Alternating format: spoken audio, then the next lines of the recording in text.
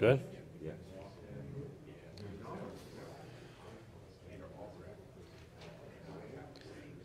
Good morning. Today's daf is Bava Metzia daf Ayin Daled 74. We begin by thanking our sponsors. We thank an anonymous sponsor for sponsoring all the shiurim and all the drashas of the month of Iyar with Hakaras Hatov to HaKadosh Baruch Hu for all the blessings He has bestowed upon us, and for a Refuah Shlema for Devar Leah Bas Chai Rivka. Devar Leah should have a Refuah Shlema of B'mhera B'karov, an enduring Refuah Shlema, and may we all be zocheh to witness the imminent coming of Mashiach B'mhera V'yameinu. Amen. We left off yesterday at the bottom of Daf Ayin Gimel at Amar of Chama. So approximately 10 lines from the bottom, Amar of Chama.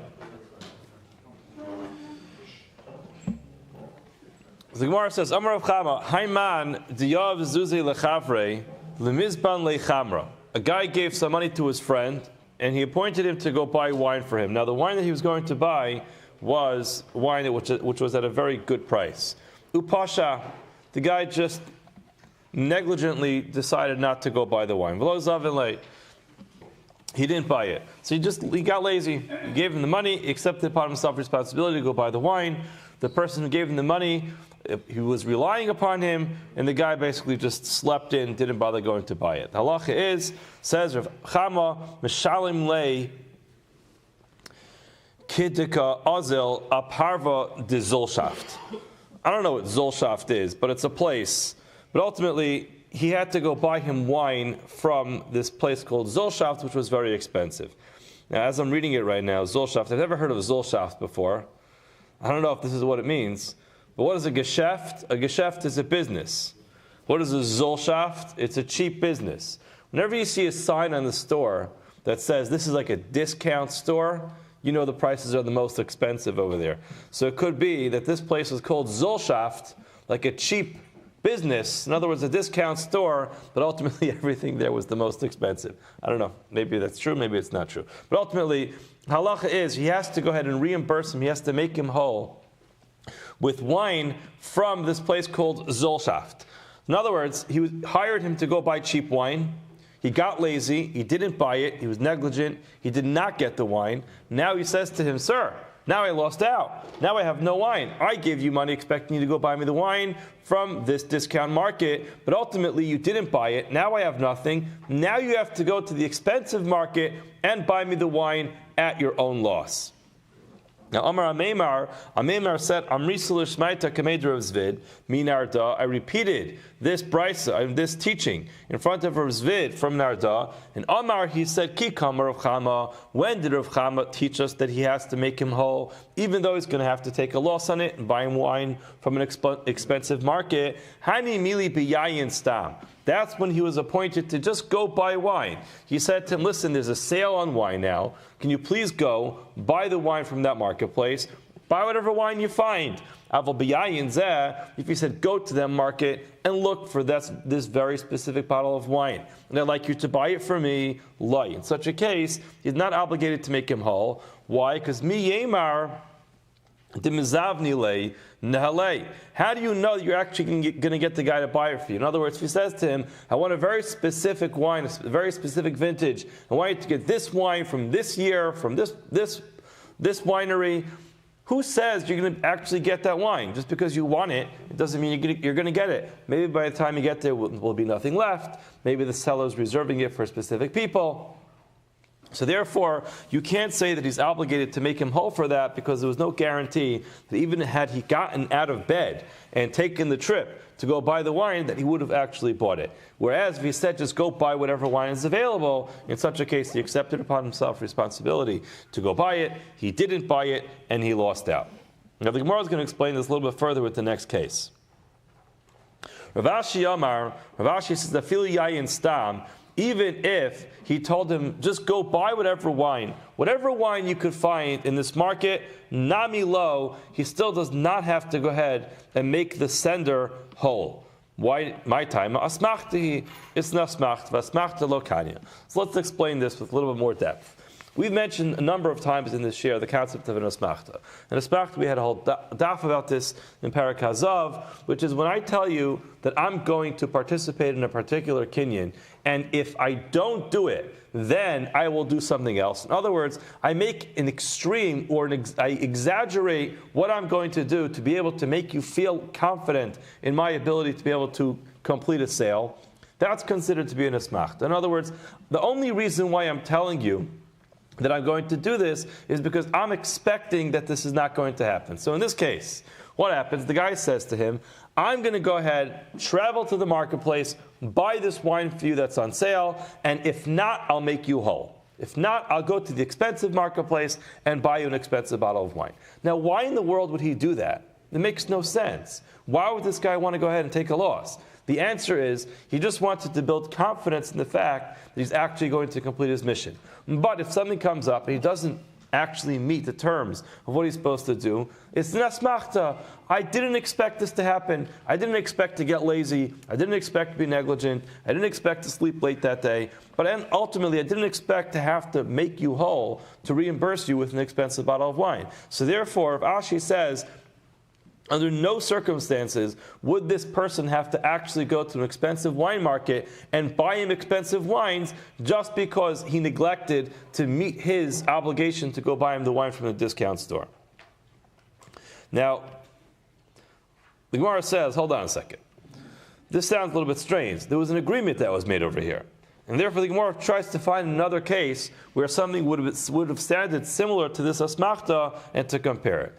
So the second to last line, Rav Ashi, according to Rav Ashi, that when this person accepts to go buy somebody wine from a discount market and he does not buy it, he does not have to make the person whole.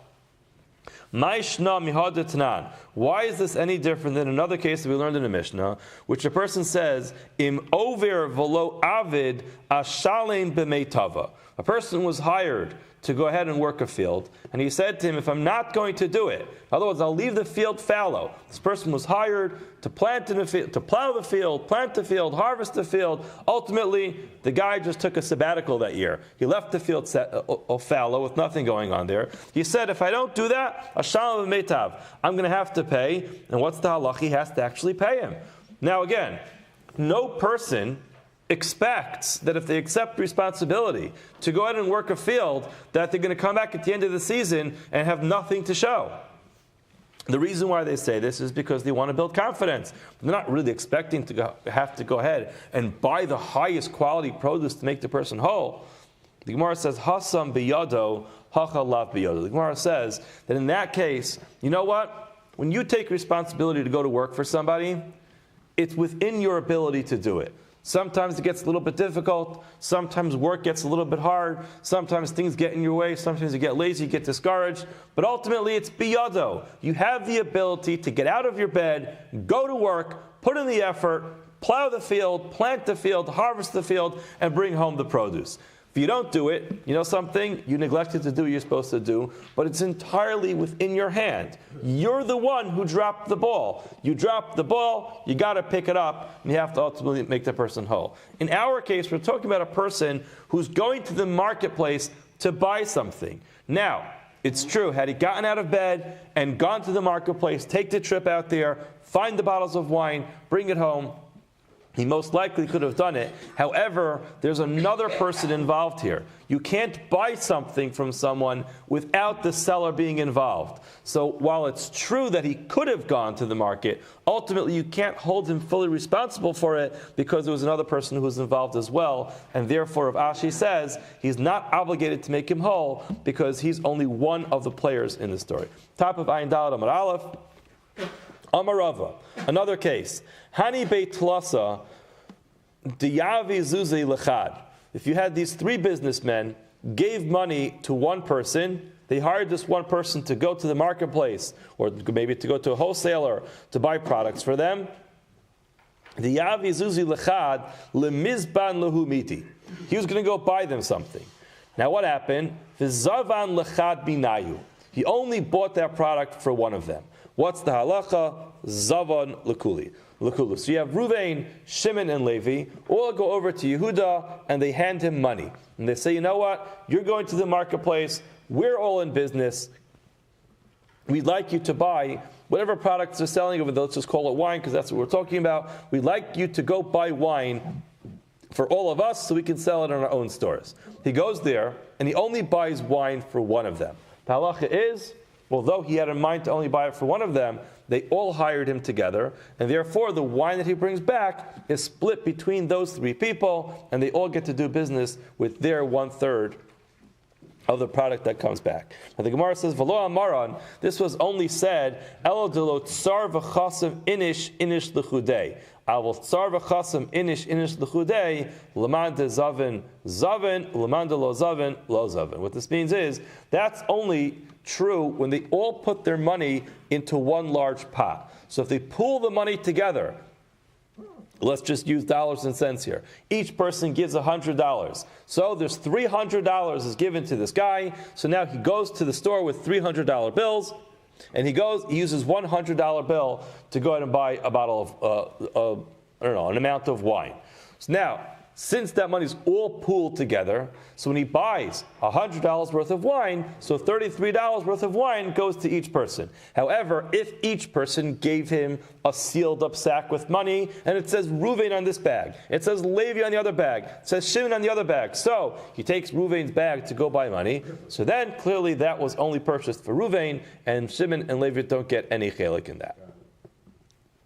Amar Rapapi Mishmei de Rava. Rapapi says he has another teaching in the name of Rava. Hai situmta kanya. Situmta is kanya. What does situmta mean? So situmta, we'll explain exactly what it means with regard to this case, and then we'll talk about it in the general sense. Situmta here is when a person buys wine, so it's very difficult to take your wine home.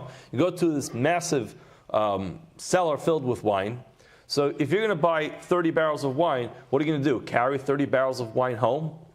How do you get that home? Not everybody has a truck. So therefore, the arrangement was that they'd buy the barrels of wine, and instead of bringing it home, they would stamp the barrels with their name on it, and they would fill up their wine supply from there. So you have this massive wine cellar, and the merchants would go to the wine cellar, and they'd buy, let's say 10 barrels of wine. When you buy the barrels of wine, you stamp it with your particular symbol or your name on it, and then you continuously go back to the cellar, to the wine cellar, and you're going to go ahead and draw the wine from the barrel and sell it from there. Now, situmta literally meant that stamp. So he didn't do any other kinyan on the barrel of wine, other than stamping the barrel of wine with his particular logo or his name on it. So the Gemara says, Papi Mishmei de Rava, Papi says in the name of Rava, putting that stamp on the barrel of wine is enough that you're actually kona that barrel of wine. So the Gemara says, Lamai hilchasa. With regard to which practical halacha is the wine going to be his because of that stamping? Rav Chaviva Amar, Lemekanya Mamish. You stamp it, now you've acquired it, it's yours. Rabbanan Amri, Rabbanan say, no, you don't actually take possession of this wine because you stamped it. Rather, lekabuli alea mishapara. If you're going to back out of the sale now, then you'll be subject to the mishapara. Mishapara is a concept we've mentioned a number of times before, which ultimately means a person who does not keep his word will be subject to the same person who paid back or took revenge against the Dar Flaga, the Dar of the Mabel. He'll take care of those who don't keep their word. In other words, it's not a good position to be in, but it's not a halachic requirement. The best way to explain this would be sometimes you have a monetary responsibility, sometimes you have a moral responsibility. A Misha Para gives you a moral responsibility. You made a deal with somebody, you finished the deal, you stamped it with your name on it, no backing out at this point in time. Now, if you want to back out, halachically, can a beis din force you not to back out? Can you obligate the guy monetarily to complete the sale? The halacha is no. But from a moral perspective, you made a commitment, you should keep your word.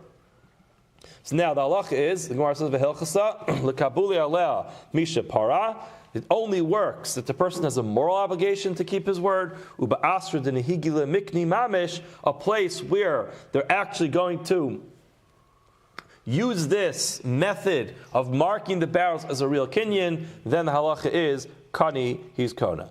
So the Shulchan Aruch in Siman Reish Aleph and Choshen Mishpat actually talks about this, and the reason why this is relevant is because in some areas of business there are certain things that are done that are considered to be an ironclad kinyan.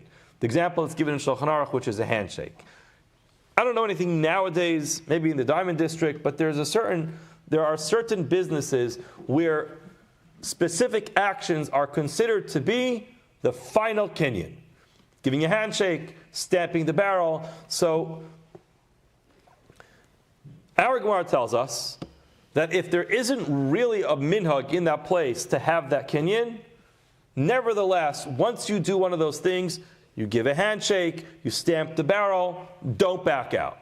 Is it a halachic requirement? No, it's not a halachic requirement. However, from a moral perspective, once you accept upon yourself to buy this item, and you complete this kinyan, which we'll refer to as situmta, then you should not back out from a moral perspective. However, in Shulchan Aruch does say that if this is a place where the minhag is, like Gemara tells us, where the minhag is, that's how you make a kinyan, it's a real kinyan, the kinyan is done, no backing out. You want to back out, you have a monetary responsibility to stay there. Now, whether this kinyan is a kinyan midorais or drabanan is subject to different opinions. The Nesivis famously writes it's only midrabanan. Others disagree, but it's important just to keep this in mind. Now the Gemara goes back to our Mishnah. Our Mishnah told us, again, just reminding ourselves quickly what it was talking about. We're talking about a forward contract. And a forward contract basically is you want to lock yourself in at a certain rate. What was the rule that Mishnah gave? Mishnah gave a rule that you have to wait for the market price to be set. Once the market price is set, then you could lock in at a price in a contract, even though the product is not going to be delivered to a later date.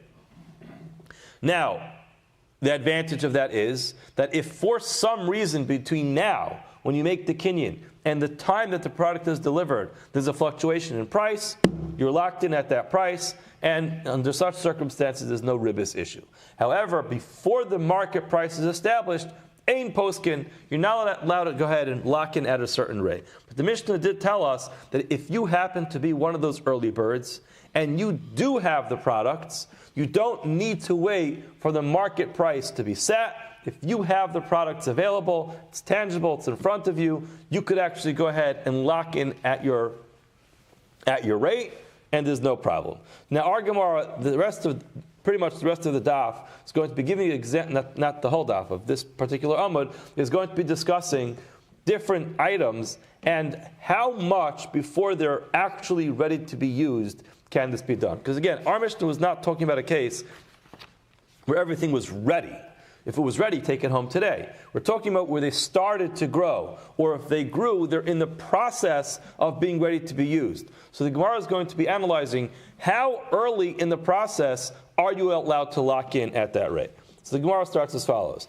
Haya hu tchila lakotzrim. This guy was one of the first guys to harvest. So Amar Rav says, Mechusar shtayim posek. If the product that you're selling is missing 2 steps in the production, you're allowed to go ahead and lock in at a rate there. Shalosh, if it's 3 steps behind, then it's too early. You're not yet ready to go ahead and lock in at your rate. So Shalosh ino posek. Shmuel Amar, Shmuel says it has nothing to do with how many steps you are in advance. Rather, it depends what type of steps. Shmuel says, Bidei Adam, if we're talking about steps that are within your ability to be able to accomplish, Afilu Meya, even if you have a list of 100 items that need to be done to get this product ready, it makes no difference. Get to work on the product, and get it ready. That's not a problem. However, Afilu Meya Posek, you're allowed to lock in even if there's 100 things that have to be done, as long as it's within your ability to be able to get them done. However, Bidei Shemayim, if you are waiting for a Kadosh Baruch Hu. In other words, maybe you need rain, you need wind, you need the weather to ultimately cooperate for your product to be finished. In such a case, it's not up to you. So if it's bidei shemayim, afilu achas in a posek, even if it's missing one small item, the bottom line is it's not within your ability to complete this product. Since you're relying on a Kadosh Baruch Hu to be able to provide the weather that's conducive to actually completing your product, in such a case, you have to wait until that's done. Okay, so now the Gemara analyzes this. Tanan, we learned in the Mishnah, posek imo ala gadish, you can go ahead and set a price for a pile, but a gadish, says the Gemara, hold on, v'machusar mishta, it's missing so many steps. It goes through all these processes over here. V'machusar mishta b'chama l'biyabesh, it has to be spread out in the sun to go ahead and dry up. So that's step number one. U'lemedash, and to go ahead and thresh it. U'lemidra, and to winnow it. So there's 3 full steps that are missing over here. Now, according to Rav, only 2 steps. If it's 3 steps away from being prepared to be used, that's not good. The Gemara says, nah, don't worry about it. It can go in the Shada B'chama V'yavesh.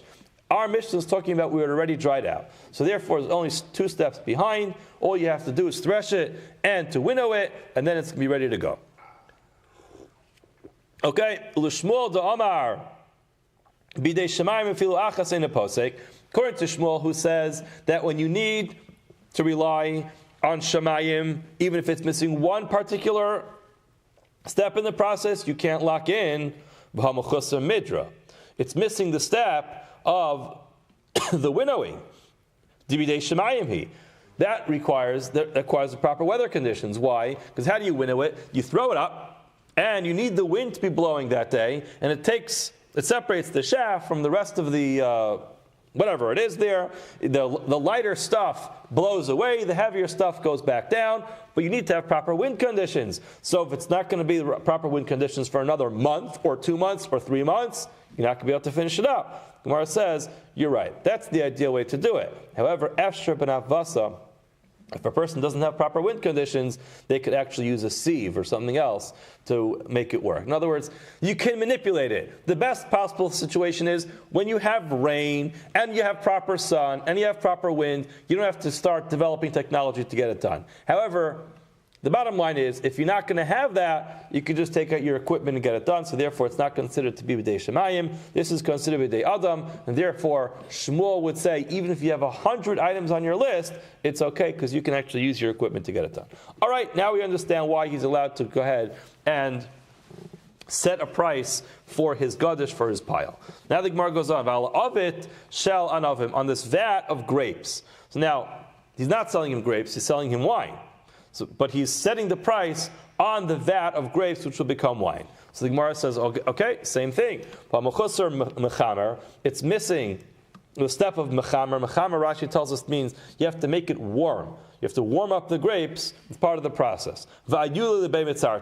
It's also missing actually taking it up to the place where they're going to be squeezed. Lemedash, to actually squeeze it out.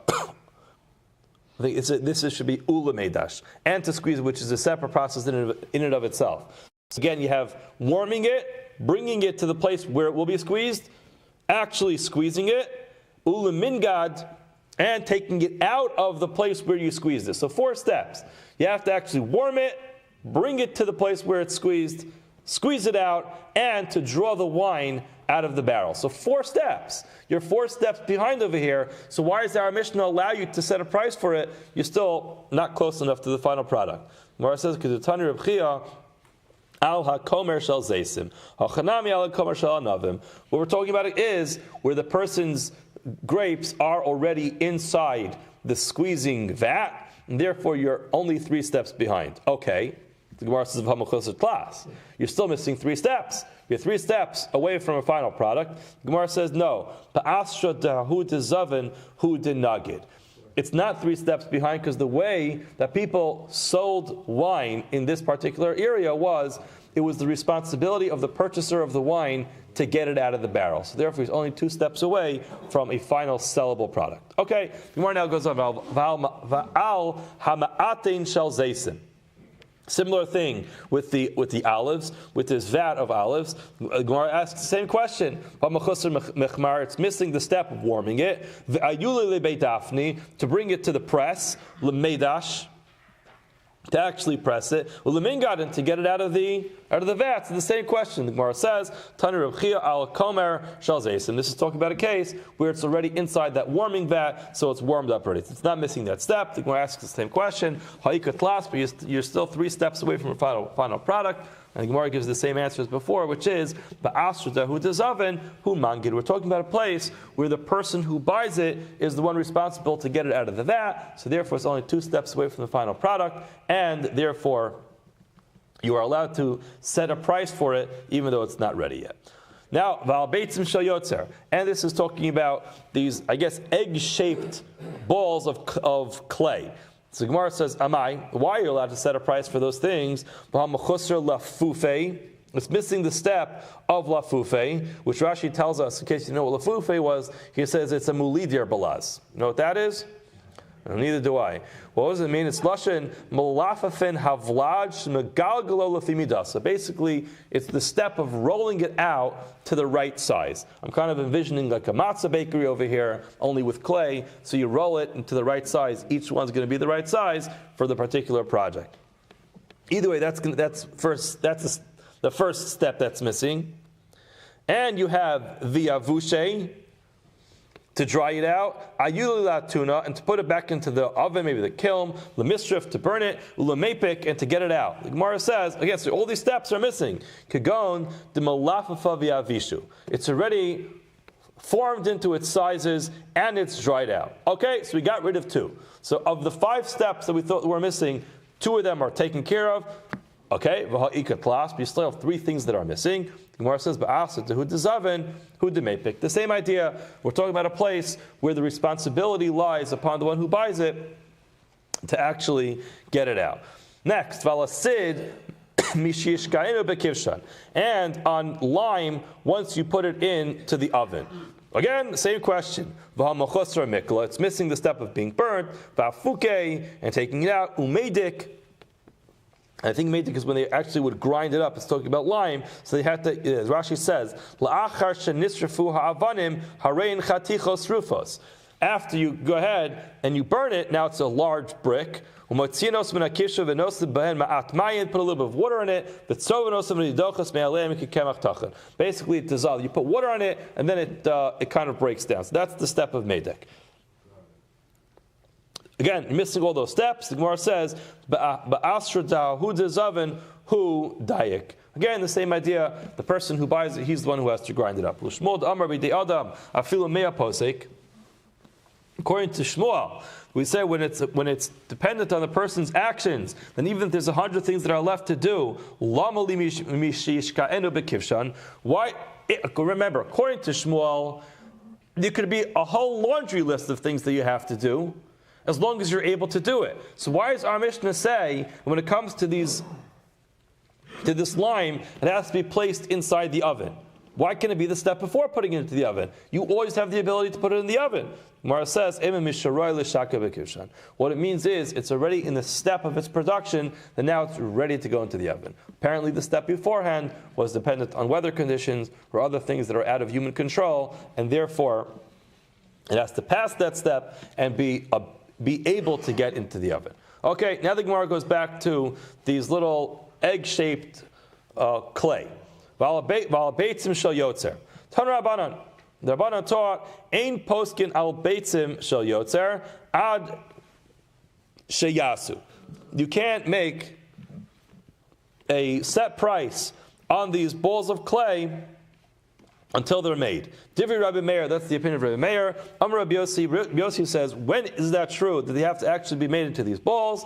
That's Bamedvar Mamor Afar Lavan. That's talking about white afar, white dirt or dust, whatever clay they used to make this. Afar Shach, when we're talking about the black afar, In such a case, Kagon, where do you see that there's black afar? Kagon Kfar Chananya v'Chavrusea.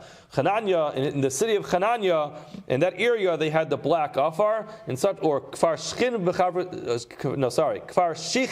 v'Chavrusea. In these places, Poskin Afal Pisha Ein Lozeh Yesh Lozeh. Apparently, the black type of clay was much more readily available, and therefore, even if you didn't actually make it, you still can make a price for it, because everybody knows it's easily attainable, it's very easy to get, and therefore you can set a price for it.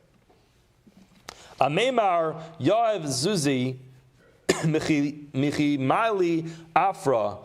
Amemar would give money for these balls of clay from the time that they would bring up the afar. Rashi says this means mishehichnis hamocher v'tzavar afar bebeso v'afar shachar haya. He would actually wait for the afar, for this clay, for this, I guess, whatever this compound was that they used to make it. He would wait for it to actually be brought into the house of the one who was selling it. So the Gemara wants to know why. It doesn't fit with anything. Come on.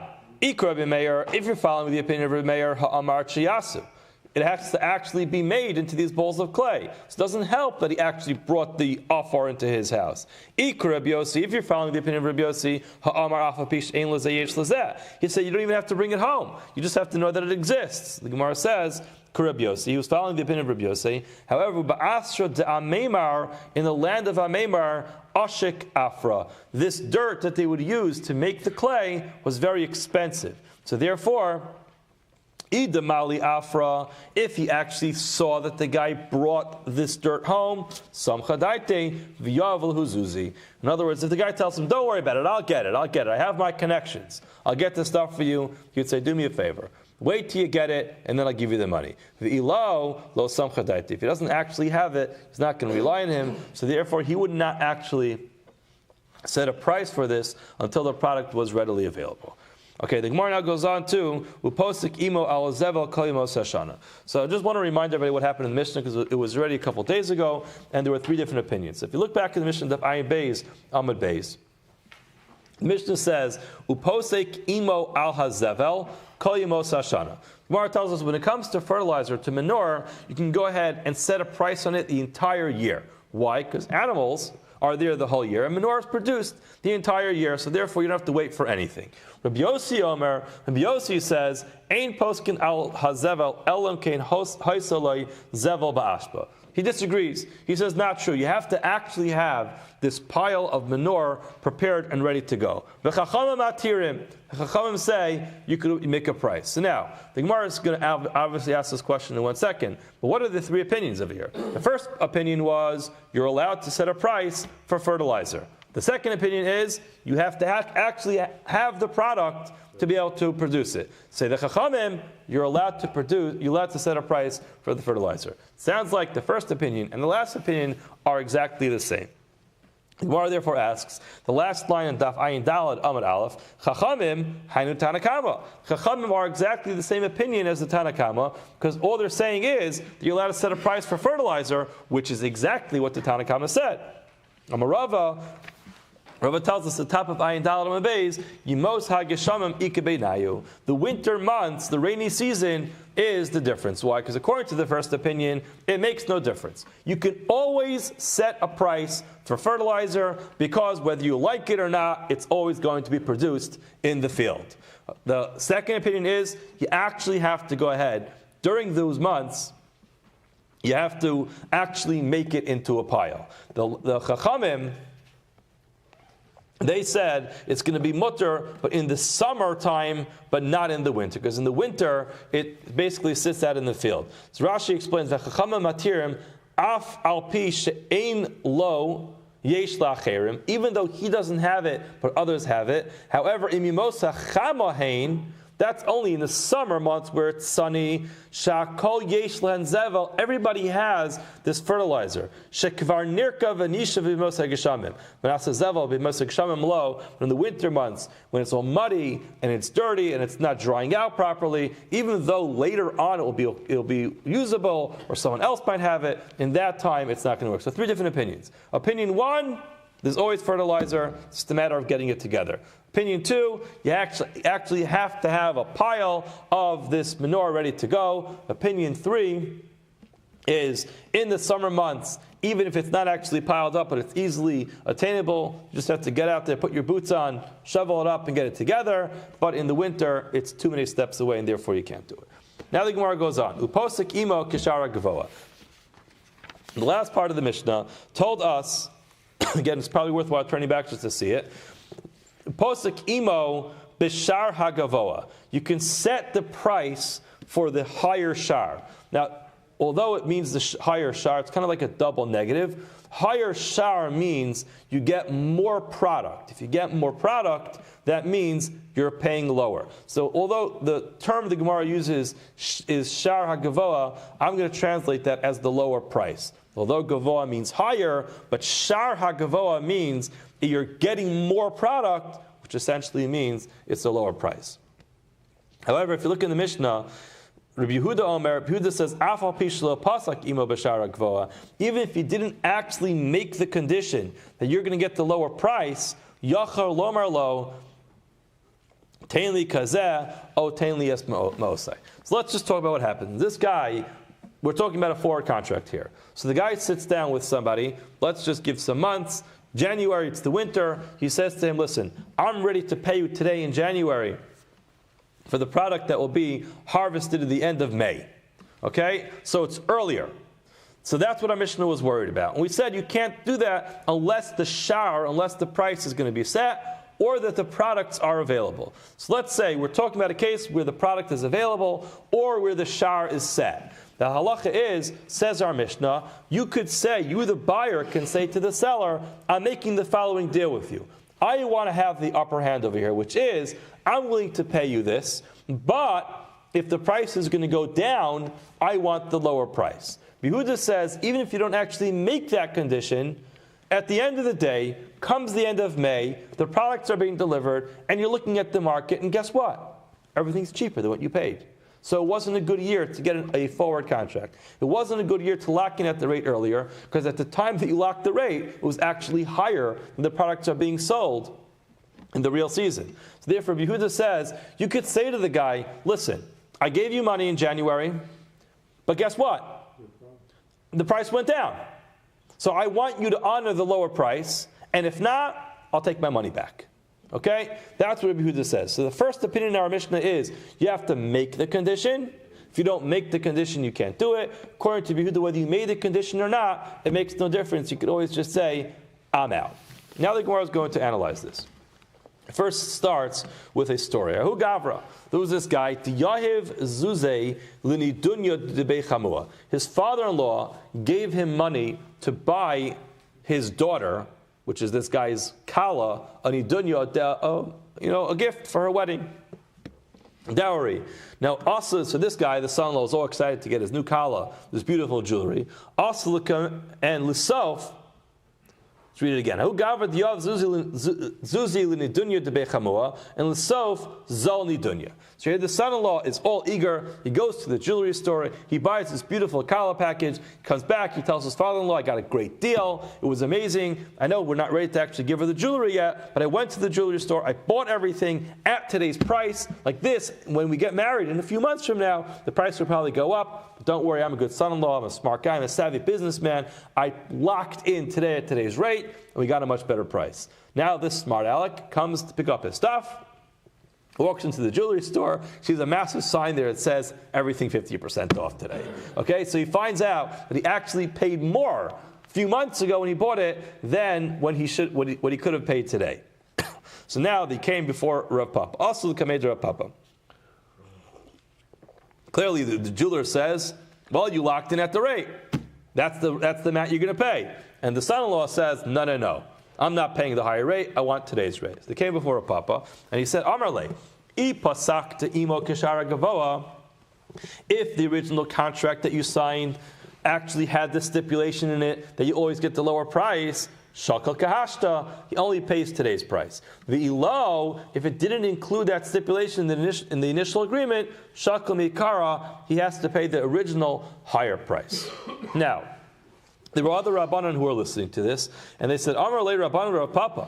The other Rabbanan said to Rav Papa, hold on. V'ilo pasak shakol k'meikara. And if he did not make this condition initially, that he wants him to honor the lower price, he has to actually pay the original more expensive price. Most ninhu. We're talking about a monetary transaction. He didn't take the jewelry home. There was no mashicha. There was no hagbah. All he did was pay money. He gave his credit card. He charged his card. All that happened over here was money. Umos lokanu. We know when it comes to movable objects, metaltalin, money, monetary transaction is not a kinyan. So why is he obligated to pay the original price just because he left out that stipulation? The bottom line is nothing tangible happened here. Amar lahu, he said to them, Ana nami l'kabule alea misha para kamina. I was not giving a monetary psak. I was giving a moral psak. What I was saying was, I pasak keshara gavoa, if they made this condition, which was that he'll always pay the lower price, then mochar kamahadrabe. If the mochar says, forget it, I'm out, I'm backing out of the deal, then mekabel aleh mochar mishapara. The mochar is the one who's acting immorally, and he's subjecting himself to the curse of mishapara. Ilo pasak, if they didn't make this agreement initially, then lokeach kahadarbe, it is the buyer who's backing out, and therefore he is mekabel aleha lokeach mishapar. The lokeach is the one who's withdrawing from the deal, and therefore he's going to be the one subject to the mishapara. Now the Gemara presents something which is just a tiny bit complicated. We'll try to make it as simple as possible. If you remember, at the beginning of Parak Hazav, there was machlokus between the Tanakama in the Mishnah and Rabbi Shimon about whether or not ma'os is konos. If you remember that original Mishnah, we had this concept of Hazav, konos hakesef, which basically was when there's an exchange for different types of coins, which coin is the commodity and which coin is the money being used to buy it. We spent a lot of time analyzing that. The reason why that was important is because the Tanakama, the original opinion in the Gemara over there was, in the Mishnah. The first opinion in the Mishnah was that money cannot accomplish a kinyan. The only thing that it could accomplish an acquisition, a kinyan, is when you actually take the product. So therefore you need to know which item is the product and which item is the money. So if the zahav is the commodity, then actually transferring the zahav from hand to hand accomplishes the acquisition. Where if the kesef, if the silver is the money, just simply handing the kesef over, the silver to the other person, it's a monetary transaction, but it doesn't actually accomplish a kinyan. All of that was necessary because the first opinion of the Mishnah was that money doesn't work to accomplish a kinyan. Reb Shimon at the end disagreed, and he said that yes, money actually does work to make a kinyan. So now, with that in mind, the Gemara asks the following question. Amar le Ravina Rav Papa. Ravina said to Rav Papa, Umi mai, how do you know the Rabbanan he, the pligi alad Reb Shimon? How do we know that it is the Rabbanan who argue on Reb Shimon and say, De Amri? What's their opinion? Their opinion is, Mos lo kanu. Money does not accomplish a kinyan. It cannot accomplish a full acquisition. Ba'afilu hachi, and nevertheless, ipasak kishara gavoa shakol kedahashta. If they, nevertheless, even though money is not a real kinyan, nevertheless, if they make this stipulation, and they say he always gets the cheaper price, then shakol kedahashta, he'll take today's rate. And ilo pasak, if he does not make this condition, he does not stipulate at the time of the sale that he's going to get the lower price, then shakol de meikari has to pay the higher price. Who says that that whole idea is based on the fact that money is not a kinyan? Maybe Dilma Rabbi Shimon. Maybe in our Mishnah, the first opinion is not in line with the Chachamim's opinion. Rather, the first opinion that says you have to have this condition is really Rabbi Shimon. It's following the opinion of Reb Shimon. Who's Reb Shimon? The Amar, he says, Ma'ot kanos. Money actually does accomplish a kinyan for movable objects. V'chi pasak Kishara Gavoa. So what's the difference when you make this condition? Well, the answer is Kishara Gavoa. When you add the stipulation in that you always want a cheaper price, Shakal Kihashta, you take the lower price of now. Ilo Pasak, if you don't make this condition, Shakal K'demei Kara, you take the original price. Why? Mishum Dekani Lezuze, because he bought it. In other words, it's not a matter. We were always assuming that today you're going to figure out which price he gets. Well, maybe that's not. Maybe it's not because we're figuring out today which price he gets. Maybe actually the reason why he has to pay the initial price is because he paid money and he bought it. It was his. When he paid the money, it then became his. In other words, we were assuming that money doesn't actually work for a Kenyan. So it's just like this agreement that I will pay you eventually, and therefore it's a question of what the agreement is. Maybe the opinion is just Rabbi Shimon's. And it's Rabbi Shimon's opinion. You know why he has to actually honor the original price? He's not honoring the original price. He's actually subject to the original price because he bought it with his money. The monetary transfer happened. But according to the Rabbanan, who we actually paskin like, bein pasak, bein lo pasak, shakal kihashta. We'll always take based on today's price. In other words, the question simply to Rav Papa was, Rav Papa, you gave your answer based off the fact that in our Mishnah 2 pages ago, we passed like the first opinion, which is you have to make the stipulation that you always want the lower price. You also understood that the halacha was that money doesn't work to accomplish a kinyan. Maybe you misunderstood this whole thing. Maybe the opinion in our Mishnah, which said that you have to go ahead and make this condition, only said that because that opinion follows Reb Shimon, and Reb Shimon's opinion is that money actually does work to accomplish a kinyan, and that's why you have to pay the original price, because the money actually works to accomplish a kinyan. What would be the benefit of that? The benefit of that is that we don't pass like Reb Shimon, and therefore we would not be subject to this opinion of the Tanakama. The Gemara explains why. Avol Rabbanan, bein pasak, bein lo pasak, shakal kihashta. You'll always take the lower price of today. Why did daite de inish atira zila? They always want the lower price. So Amar Lei, he responded and said, Eimad Amar Rabbi Shimon b'chad tera. Hold on a second. You want to plug Rabbi Shimon into our Mishnah? You can't do that. Why? Because Eimad Amar Rabbi Shimon b'chad tera. When was it that Rabbi Shimon's of the opinion that a monetary transfer actually works to accomplish a full acquisition of full kinyan? That's when there's no fluctuation, there's no discrepancy in the price. So in such a case, Reb Shimon says, yes, it makes sense. Money works to accomplish a kinyan. However, betray Tiri, mi amar.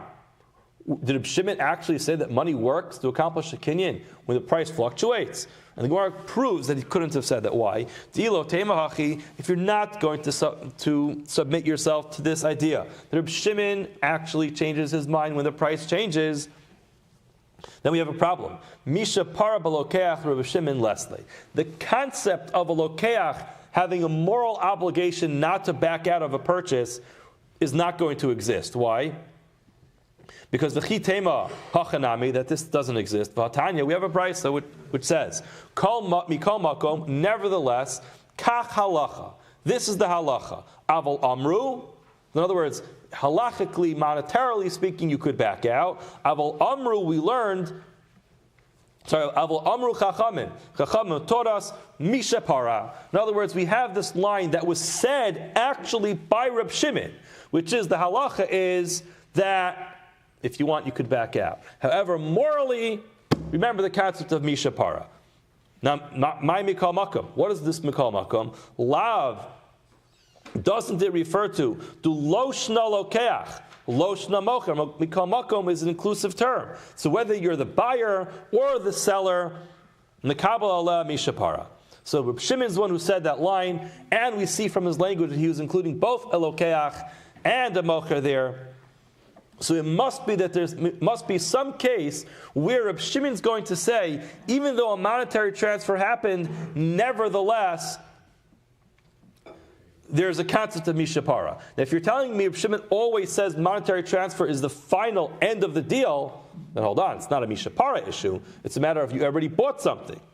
Alakikam Reb Shimon b'chad tira, b'trei tira lo amar. We must conclude that Reb Shimon did not say that money works as a kinyan when the price fluctuates, and therefore, even if you're going to say that the Tanna Kama in our Mishnah plugs into Reb Shimon, it's not going to make any difference. And therefore, Papa's answer was correct. And when it came to this son-in-law and his father-in-law, he actually was correct in saying that it depends on the condition. If they made a condition that he always gets the lower price, then he pays the price of today. If he didn't, then he pays the price of beforehand. It's not a monetary obligation, but it is a moral obligation.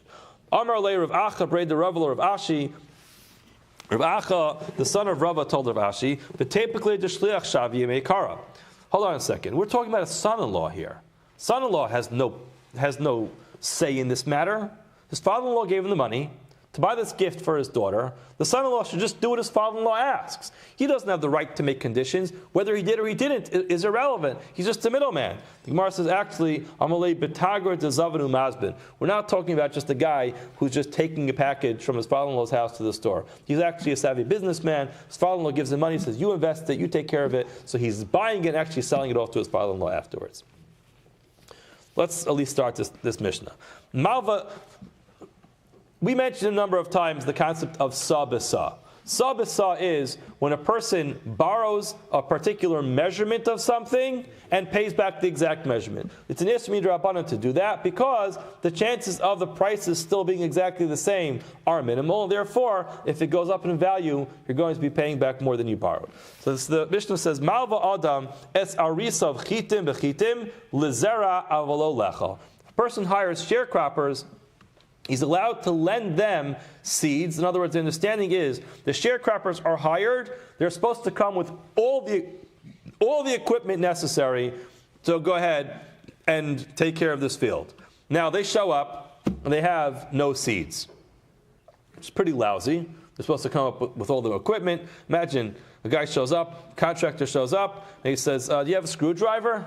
But that's what happened over here. He shows up, and the guy doesn't have the tools that he needs. So the seller could lend him the seeds, and he pays back exactly that amount. No problem with sabasa. The Gemara says, Shahayir Begamliel Malva Esarisav Chitim Bechitim. Rabbi Gamliel would lend his sharecroppers Chitim Bechitim, the wheat for wheat, lizera to plant it, biyoker v'huzlu, obezul v'hukru, noto mihan kishar hazul. He always would tell them whether it goes up in price or it goes down in price. I always want to have the lowest price. And the Mishnah says, "Lo b'pnei shalacha kain." It's not because that's the halacha, rather el sharatza lahachmir al atzmo.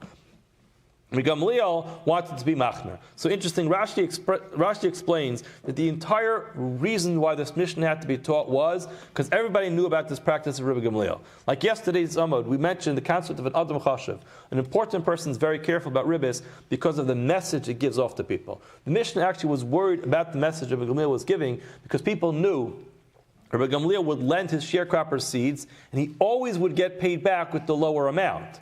So the Mishnah actually had to tell us, you know something? That's not the halacha. Rabbi Gamliel was machmir on himself. He always took the lower amount. But halachically speaking, you're allowed to take the full measurement of what you gave to the sharecropper. Tana Rabbanan. Malva adam esarisav chitim bechitim lezera. You're allowed to do this. You can lend him a particular measurement of seeds to plant it, but not to eat it. When's that true? Shalo yarad. That's when the guy didn't go into the field yet. The sharecropper didn't go into the field yet. Avol yarad, if he already went into the field, you're not allowed to lend him the seeds. Aser, that's going to be aser. Gemara says, hold on. Our Mishnah does not differentiate whether or not he went into the field. Why is it that the outside town of the Brisa actually made this distinction? The kamaflik ben yard ubein lo yarad. He differentiates between whether he started the process or not. Rava explains. Rav Idi Asbra Nalev. Idi explained this to me, and he said, "Ba'asra de Tana didan in the land of our Tana Arisa Yahiv Bizra." The sharecropper was supposed to bring the seeds, and therefore bein yarad, bein lo yarad, whether or not he went into the field, kama de lo yav bizra matzi mesalakle. As long as he didn't actually start giving the seeds, he didn't finish the contract, and therefore he could fire the guy. V'chi kanachis lebatzer mihachi kanachis. And when he goes back, ultimately he's going, lebatzer mihachi kanachis. In other words, he's still able to lend it to him, and it's still part of the initial contract that he's negotiating with him. However, Asra the Tana Bra, in the land of the Tana of the Brisa, Mari Ara Yav Bizra. The minig was the people who own the land would give the seeds. Therefore, Ilo Yarad, if he didn't go down into the field, the Matzi Misalakle, he could still get rid of him, he could fire him because he didn't finalize the contract. Ki Kanachis, the Batzur Miyachi Kanachis, and therefore, Yarad, the Lo Matzi Misalakle Aser. If he would go down now into the field, he wouldn't be able to fire him. Therefore, in other words, he's locked into the contract. Therefore, you can't view the lending of the seeds as related to the contract, and therefore it's considered to be a separate loan, which is a problem. Okay, we're over time, so we'll stop here on the last line. Have a wonderful day, have a wonderful week.